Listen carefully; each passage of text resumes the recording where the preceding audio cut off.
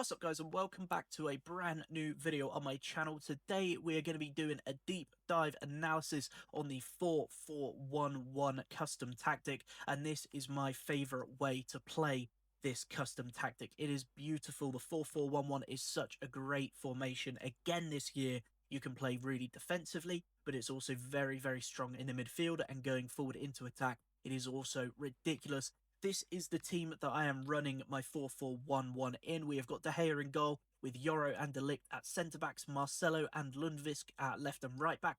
We've got Lamine Yamal on the right, Yildiz on the left, the two youngsters, two of my favourite young players in the world right now. Kobbie Mainoo and Pogba, the two Manchester boys. I love them both so much. With Messi in cam, not quite the GOAT, but he's up there. And then Puskas up top, as much as I would love that to be Cristiano Ronaldo. We have got Puskas, who, we can't complain about, but overall, a very solid team. You're going to want your fullbacks to be nice and defensively solid, but also decent going forward, so really well-rounded stats. Marcelo is the perfect example of this, with great defending, but also great passing and dribbling. The two centre mids you want really well-rounded, really solid. You can see the stats on the right-hand side of the screen now for both of my players, and they are just ridiculous. The wide men, doesn't really matter. You want a bit of pace, you want a bit of dribbling, and if they can shoot, even better, which is what I've got on Yildiz with that finesse plus, and then technical on Lamine Yamal. He just feels so silky.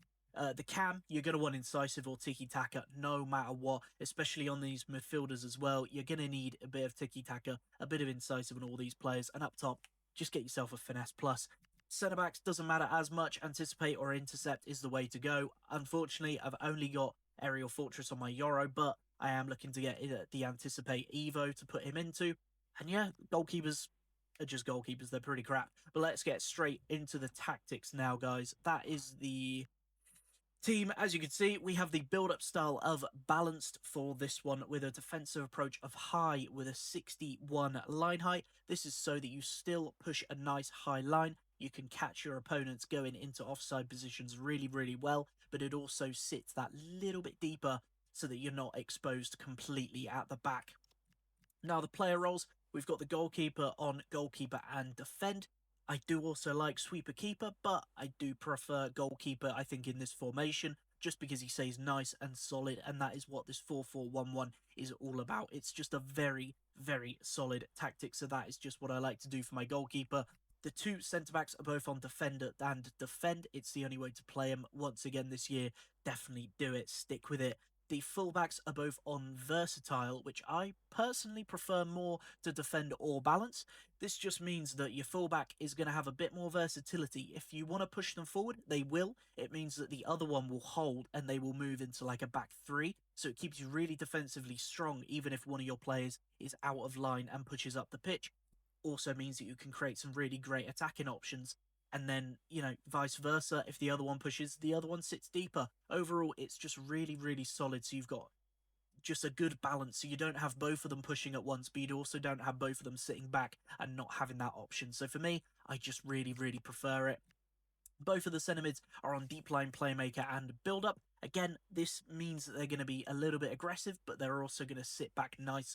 As you can see, the sort of heat map on the screen now, they will sit in that really nice midfield area, drift a little bit inside, but also back. But they do move forward into that really nice attacking zone, where they will pick up the ball on the edge of the box. And if you want to hit it from range, go for it. But you can also work some really nice interplay with them, get some nice triangles going with your wingers and the cam. It just works perfectly with both of these on deep line playmaker.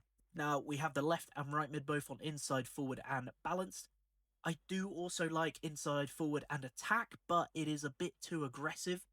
They will just sit a lot higher, and you lose that passing option when you do win the ball back in defence. You don't really have that out ball as easy, whereas in the right mid with balanced, they just sit back a little bit more, and you've always got that nice pass, so you can get a good quick counter-attack going, and you can work a little bit of tiki-taka play at the same time. It just works wonders. The cam I've got on Shadow Striker and Attack, just my personal preference. I used to really like Classic 10, I used to really like Playmaker, but I feel like both of them have just started sucking recently, and they just don't really have much movement to them. Whereas Shadow Striker, the cam is always moving, he's always pushing forward and looking for a nice run in behind, or picking up a good position on the edge of the box. As you can see, they get forward, they also move out wide. like I was saying, it just works perfectly. I just love Shadow Striker this year.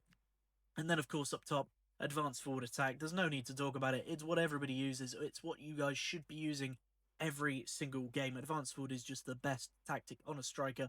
I wish we could use the other ones and have them be a bit more viable, but if you want the best runs, you want to get the best play going, advanced forward attack is easily the way forward for you guys.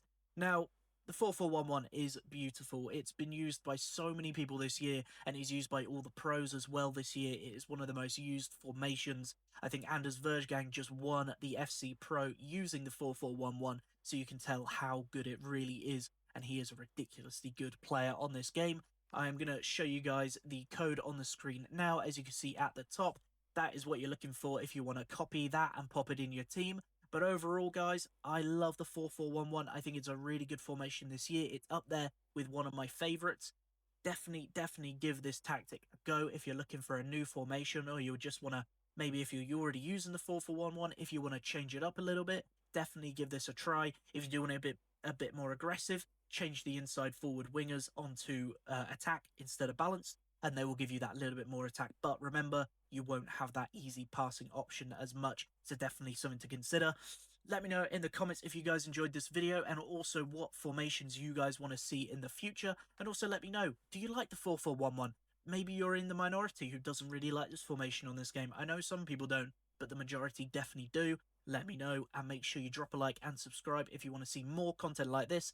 And yeah, I'll see you guys in the next video. Bye-bye.